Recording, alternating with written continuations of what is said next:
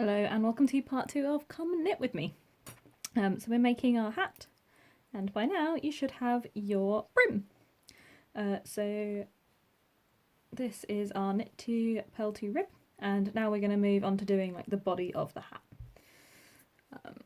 So we're going to do stocking stitch, so it can be knit one way and then purl the other way. So I'm on the right side, so I've got the little thingy hanging down on the left, and then I'm just going to knit directly over all of my stitches. Everything that you are expecting a knit row to be, this will be, and just knit straight over the purls as well. So you're just knitting straight along a knit and purl. And then I'm going to show you a little bit of a trick that I like to do when I'm doing purling and knitting and purling, just to make it it's a little bit easier when you're doing some colour work as well, I think, or when you've got long needles like these ones and you don't want to turn them, or if you've got a really long piece attached to your needles, like you're doing a blanket or a super long scarf or something, and you don't want to keep turning it to go forwards and backwards while you're doing your stocking stitch. I'm going to show you kind of reverse knitting, which is fun. It's not necessary in the slightest. It doesn't produce different stitches. I just quite like it because it means I don't have to turn my work and then potentially get my ball of yarn tangled. If you're doing colour work as well, so if you're putting a picture in, or if you're doing a pattern and you've got multiple balls of all of different colours all attached to it, it means that they don't get all tangled up with each other as well, and you don't have to keep moving them around to avoid them getting tangled or untangling them. Which is kind of nice. It kind of gives you a little bit of a easier time of it if you've set up what you're knitting. Knit.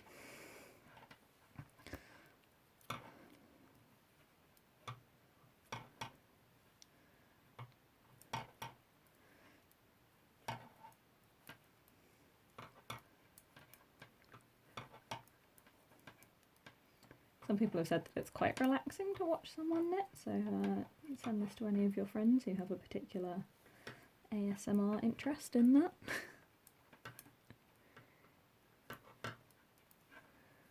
Or just want to watch someone knit. Nearly at the end of the row.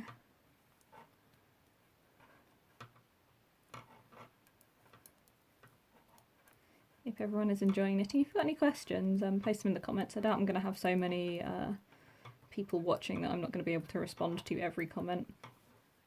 This isn't an excuse to spam me. But yeah, feel free to ask questions and I will do my best to respond if you have any.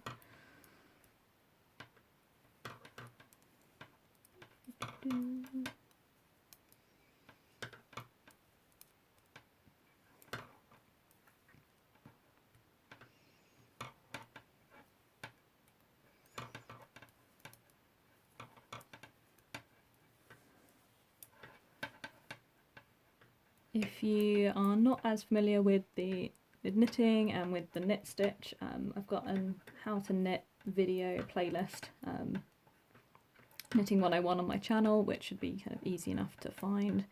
And I think it's video 2 that just goes over the basics of how to knit, and I think I did purling in that one as well. So there's just 4 videos in there talking about kind of how to select your yarn and all of that.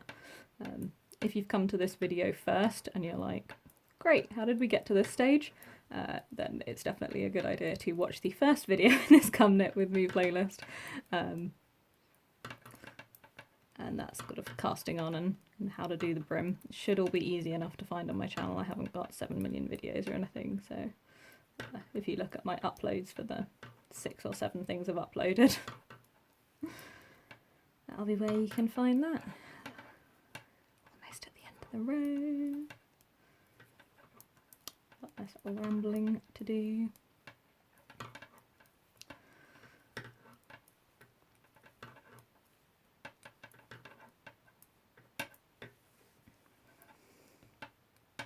Just pushing the tension back down so I don't end up with any stitches flying off the end of the needle. You've all been there. Okay.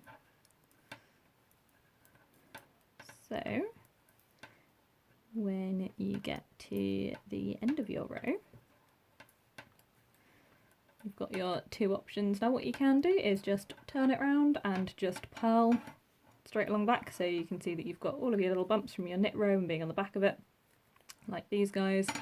And then you've got kind of your V's on the front. If you kind of stretch it, you can sort of see that you've got a little line of V's, like there's one, and then there's the one next to it, and that's the row of knits that you just did. But one thing I like to do is a kind of a reverse knit, so I'm going to show you how to do that, and that gives you the purl. So it means instead of turning it around and purling back, you finish your row, you make your left hand needle the working needle, you insert it across in the back like that, you wrap around in that direction, so kind of to the left and round the front of the needle, you bring it back, you've got your stitch there to catch, and you just catch it. So it's kind of in the back, wrap it round, and off. So it's just exactly the same as knitting, but just going in the other direction.